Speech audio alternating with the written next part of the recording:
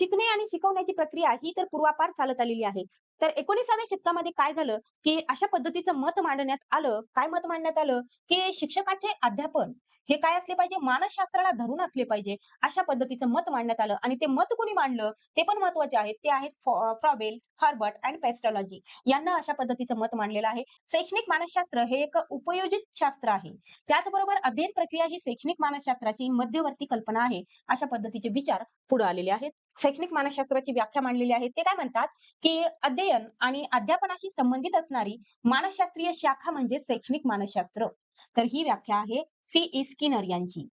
त्यानंतर बघा, शिकणाऱ्याच्या वर्तनाचा व त्या वर्तनाच्या मुळाशी असणाऱ्या प्रेरणेचा अभ्यास करणारे शास्त्र म्हणजे शैक्षणिक मानसशास्त्र. ही व्याख्या आहे जड यांची. त्यानंतर जे शास्त्र मान्यता पावलेल्या मानसशास्त्रीय तत्वांचा उपयोग शैक्षणिक समस्यांचा उलगडा करण्यासाठी करते, ते शैक्षणिक मानसशास्त्र. ही व्याख्या ब्रुती अँड पॉवर्स यांना मांडलेली आहे.